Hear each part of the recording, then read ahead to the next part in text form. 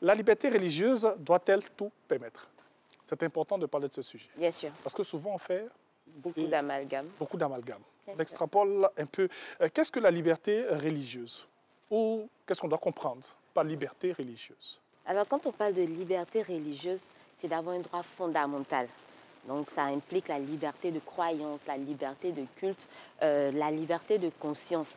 Chacun, en fait, a le droit d'avoir une croyance, d'avoir conscience de sa croyance et de la mettre en pratique ou d'enseigner sa doctrine à ses enfants ou d'en parler, en fait, de vulgariser sa doctrine, mais dans les limites de l'ordre public. OK. Donc, on est libre, mais on respecte le cadre juridique qui existe. Et c'est un droit fondamental que la Côte d'Ivoire a repris dans sa constitution. Donc, c'est une liberté qui est garantie à tout Ivoirien. Donc, c'est pour cela que, justement, on a énormément de confessions religieuses. Oui. On a des personnes qui peuvent se mettre aux abords des routes pour parler de leurs croyances. Chacun peut se mettre dans un endroit pour dire, en fait, ce qu'il pense. Donc, c'est une sorte de continuité de la liberté d'expression, mais qui va se manifester au sens des croyances religieuses, en fait. Tout simplement. Tout simplement. Vous avez évoqué quelque chose de très important. Hein. On a plusieurs religions en Côte d'Ivoire. Oui.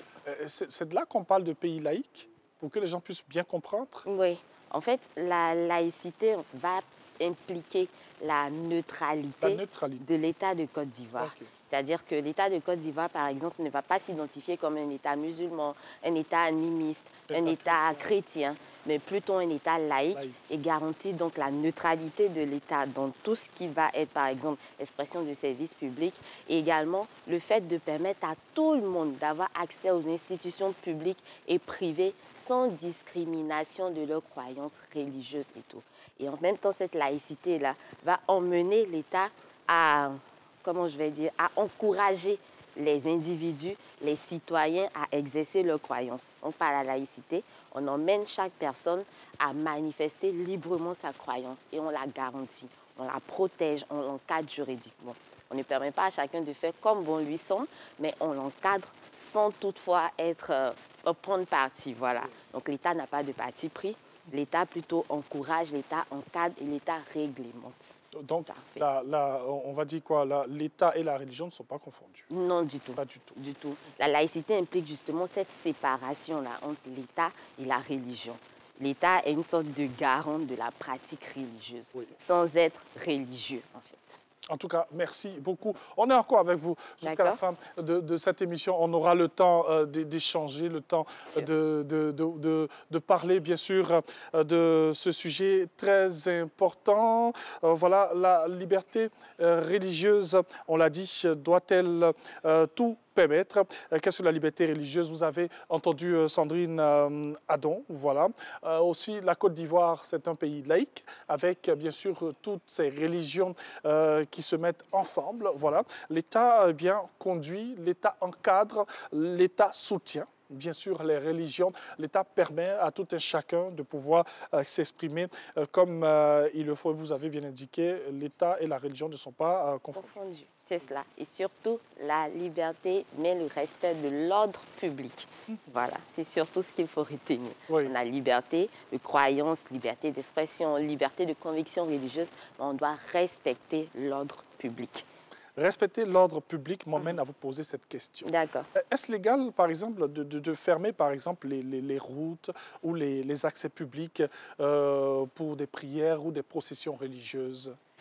Ce n'est pas illégal quand on a une autorisation. Okay. Donc, en principe, pour que ce soit légal, cette pratique-là doit être soumise à une autorisation préalable auprès soit de la mairie, de la sous-préfecture, en fonction du lieu où l'on se trouve. Ça devient illégal quand on le fait de manière anarchique, quand on n'a pas d'autorisation, quand on n'a pas la permission, en fait, de le faire. Parce qu'on est dans une sorte de circonscription administrative, forcément. Donc, on est soumis à une autorité juridique, à une autorité municipale, à une autorité gouvernementale. Donc, on doit obtenir, en fait, l'accord de cette autorité-là avant de pouvoir manifester en griffe. Mais c'est vrai qu'en pratique, chez nous, en Côte d'Ivoire, on a assez de liberté, on va dire. Ce n'est pas toujours qu'on obtient des autorisations. Je pense que le gouvernement agit parfois, ferme un peu les yeux sur certaines pratiques, peut-être pour permettre une certaine tolérance, mais il faudrait que les religieux essaient quand même de se mettre, toutes tendances confondues, parce que tout le monde le fait, se mettre dans le canevas des règles pour pouvoir justement garantir la bonne pratique religieuse, pour ne pas qu'il y ait de confusion, pour ne pas qu'il y ait de conflit. Est-ce qu'un voisin peut, par exemple, se plaindre du fait que Sandrine en fait trop de bruit chez elle? Bien sûr. Okay. Bien sûr, c'est tout à fait normal. Il y a même un décret, en fait, qui permet de réprimer les nuisances sonores. Voilà, les nuisances sonores. Donc, le voisin qui se plaint, il a tout à fait raison si, bien sûr, son voisin a un comportement excessif et qui produit des bruits vraiment à des heures pas normales, mais qui le fait en plus de manière continuelle. Donc, même s'il ne s'agit pas forcément d'un lieu de culte dans le voisinage, et même que le voisin a des comportements assez bruyants, il a le droit de porter plainte. Il y a même une brigade spéciale qui existe, mais on peut également porter plainte et c'est puni pénalement. C'est une contravention. Et comme vous avez parlé, bien sûr, de tolérance. Bien sûr. Souvent, on tolère. Dans le seuil selon le seuil du raisonnable, en fait. Souvent, on tolère parce qu'on se dit, bon, c'est mon voisin, c'est Dieu, on parle de Dieu, donc on va essayer d'aller tout doucement. En seconde partie de nos échanges, chers téléspectateurs, nous avons ce que nous aimons vous donner aussi. Ce sont des cas pratiques qui nous plongent dans votre quotidien, dans notre quotidien, et qui nous permettent bien sûr, de toucher les problèmes du doigt. On est prêt? Bien sûr. Les cas pratiques? Ça me va. C'est un professeur qui parle, donc comprenez. Hein? Elle est tout le temps prête. Alors, on va commencer avec ce cas pratique. D'accord. Mariam est musulmane et voilée. Lors de son entretien d'embauche, elle est refoulée à la porte car l'employeur ne veut pas, selon lui, d'une femme de ce genre. Il prétend d'ailleurs que c'est son entreprise et il est libre de le faire. Agit-il à bon droit? Non. Ou pas? Non. Il n'agit justement pas à bon droit parce qu'on lui rappelait tout à l'heure la liberté de conscience, la liberté de religion, la liberté de culte. C'est un droit fondamental et qui a été repris et garanti par la Constitution ivoirienne. Et la discrimination est interdite. Alors refouler quelqu'un à cause de son appartenance religieuse, c'est discriminatoire. Donc l'employeur ne peut pas dire que parce que justement elle est voilée, il décide de ne pas l'embaucher et qu'en plus c'est son droit. Justement, ce n'est pas son droit. Et son droit est limité. Si elle n'a pas les compétences requises, c'est tout autre chose. Mais il ne peut pas se fonder sur l'argument du fait que c'est son entreprise et qu'il en a le droit ou qu'il a le droit d'embaucher qui il veut pour justement la refouler. Si elle n'a pas les capacités, il a raison. Mais si c'est seulement sur cette apparence qu'il se fonde, elle peut partir sur le domaine des droits humains pour poursuivre l'employeur, justement, parce qu'il y a une discrimination. Et même la discrimination en Côte d'Ivoire est interdite, et c'est même une infraction. Donc, elle peut poursuivre l'employeur, pas forcément l'obliger à l'embaucher, mais elle peut le poursuivre, elle peut porter plainte contre lui pour discrimination fondée sur la croyance religieuse. Alors, est-ce qu'on parle... Moi, j'ai une question qui me vient tout de suite en tête, là, qui sort de mon conducteur. Est-ce qu'on parle de discrimination lorsqu'on a ces entreprises qui se disent « Moi, je suis une entreprise de telle ou de telle religion, je ne reçois pas une personne qui n'est pas de ma religion parce que mon entreprise est basée sur telle ou telle religion ». Alors là, on peut comprendre. Okay. C'est-à-dire qu'il y a un fonctionnement interne au niveau de l'entreprise. Justement. Donc, si l'entreprise a un cadre, un conducteur, que quelqu'un qui ne pratique pas cette religion intègre, est-ce que la personne va pouvoir suivre, on va dire, le mode de fonctionnement de l'entreprise ou se sentir à l'aise? Donc, finalement, c'est une protection qu'on lui accorde et c'est leur liberté. C'est une institution religieuse qui devient privée. Donc, cette institution, pas une institution religieuse au sens d'église ou de mosquée, non. Mais l'entreprise a un mode de fonctionnement qui répond à un règlement intérieur. Dans ce cadre-là, la personne qui est d'une autre religion, qui vient, si elle pense être à mesure de pouvoir respecter ses préceptes religieux, tant que ça ne contrevient pas à ses propres croyances, pourquoi pas? Mais si elle accepte d'intégrer l'entreprise, ou on finit par lui permettre d'intégrer cette entreprise et qu'elle refuse par la suite d'accomplir certaines actes qui, selon elle, vont à l'encontre de sa croyance, il y aura un problème. Elle sera, bon, condamné ou accusé de fautes lourdes et puis renvoyé finalement. Donc, on a le droit de dire, d'ouvrir ou de prévoir, surtout au niveau privé. de prévoir un canevas. Par exemple, on a notre entreprise qui est fondée sur un système de croyance et notre liberté de croyance nous le permet en fait. C'est différent du cas de l'autre qu'on refoule simplement parce que justement son apparence religieuse ne Donc là, on ne parlera pas de discrimination, on parlera de protection. Protection, en fait. On passe peut-être à la mise à l'écart. Exactement. Oui. Parce que justement, on est inscrit déjà dans un canevas bien précis. C'est un peu comme un chrétien qui va vouloir aller dans une mosquée et vouloir qu'on lui applique les règles de l'église pendant qu'il est dans la mosquée. Il y a quelque chose qui ne va pas. Voilà. C'est du véritable dichotomie. Exactement. Allez, deuxième cas. Edith vit dans un immeuble. Elle a un nouveau voisin. Je parlais des voisins tout à l'heure. Bien sûr. Un voisin qui est ouin, selon lui, depuis peu. Sa maison est devenue un lieu de prière dans lequel il organise des séances de prière tous les jours de minuit à l'aube. Oui. Il a même un groupe musical qui l'accompagne avec l'arsenal qu'il faut voilà, pour faire le show. Ce bruit a fini par causer des céphalées à Edith qui ne dort plus. Edith veut savoir quoi faire pour retrouver sa quiétude. Alors, déjà, le voisin, il est très méchant. Ça, il faut le dire. Mais de minuit à l'aube. C'est quand même, il faut le faire. Il faut le faire, vraiment. Le voisin est en tort, on va le dire comme ça.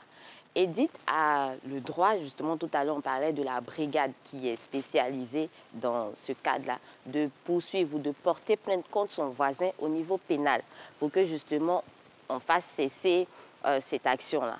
Parce qu'en cas de récidive, c'est-à-dire que chaque fois qu'on lui colle une amende, qu'il reprend et qu'il y a récidive, c'est-à-dire qu'il reprend, on peut se permettre de saisir tous ces éléments-là, tout ce qui permet de faire ce bruit-là pour ne pas que justement il répète, il recommence. Donc tout son arsenal, le groupe musical et tout ce qu'il faut peut faire l'objet de saisie de la part des autorités compétentes. Mais au-delà du côté pénal, elle a subi des préjudices.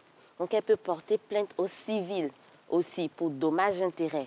Parce que la loi prévoit que tout fait quelconque qui pose à autrui un dommage oblige celui par la faute duquel il est arrivé à le réparer. Donc quand on finit de porter la plainte, qu'il est condamné au pénal, puisque le pénal c'est pour la répression étatique, au niveau civil, elle peut obtenir réparation parce que là, elle peut prouver facilement qu'il y a eu dommage et qu'elle a subi un préjudice. La musique sans cesse répétitive, les prières intempestives à des heures vraiment incongrues. Et puis ensuite, les céphalées qui en découlent pour elle. Donc, il y a un lien de causalité entre le fait qui a été posé par le voisin et le préjudice qu'elle a subi. Et finalement, elle saisit le tribunal pour que justement, il lui reverse des dommages-intérêts parce que justement, elle a subi un préjudice. Donc, elle a le droit aussi bien au niveau pénal qu'au niveau civil pour obtenir réparation. Merci beaucoup. Un autre cas à vous proposer. Adaman a inscrit son enfant dans un établissement appartenant à une confession religieuse autre que la sienne. Chaque vendredi, la prière y est obligatoire. Adaman veut alors faire annuler cette pratique car, selon lui, la loi interdit la pratique religieuse dans les écoles. A-t-il raison? Alors, Adaman ne prend pas, on va dire, le problème sous le bon angle. Oui. L'État ivoirien est laïque. On est d'accord. Mais il y a des écoles, des établissements qui proviennent de confessions religieuses, donc ils sont affiliés à certaines confessions religieuses. À leur niveau, elles sont libres, disons, ces établissements, ces écoles-là sont libres de leur pratique religieuse parce que justement, on est affilié à une confession religieuse. Comme tout à l'heure, vous avez évoqué la question de l'entreprise fondée sur une pratique religieuse. Et donc, ils expriment, en fait, cet établissement-là, c'est le prolongement de leur croyance. Donc, ils ont leur règlement intérieur au niveau de cet établissement-là. Quand on va y inscrire son enfant, on nous donne les règles de fonctionnement. Et quand on finit d'inscrire son enfant, on est tenu de respecter ces règles. On ne va pas s'inscrire pour finalement venir demander à cette école-là, qui exprime librement sa croyance religieuse, de venir changer ses règles pour nous. Ce n'est pas un établissement public. Alors, au sein des établissements publics, la laïcité continue. C'est-à-dire qu'on peut prendre un établissement public et on ne peut pas avoir un établissement public au sein duquel on va demander aux personnes de chaque jour venir faire telle prière ou telle prière parce que justement c'est la continuité de la laïcité de l'État. Alors qu'un établissement qui provient d'une certaine confession religieuse, c'est la continuité de cette croyance-là qu'on vient retraduire dans cet enseignement-là. Donc l'enseignement scolaire est accompagné de l'enseignement religieux. Donc c'est un tout. Soit on le prend, on ne le prend pas. Mais il y a des écoles qui permettent, je crois, qui assouplissent un peu leurs règles pour pouvoir les ouvrir à des enfants d'autres confessions religieuses. Et ça, il faut pouvoir prendre tous les renseignements avant de rentrer ou d'inscrire son enfant dans cette école. Donc, Adam, on ne peut pas demander à cette école-là d'annuler cette règle sur le fondement que l'école ou la pratique religieuse ne doit pas être permise à l'école. La pratique religieuse ne doit pas être permise dans les écoles publiques. Dans les établissements attachés directement à des confessions religieuses, c'est différent.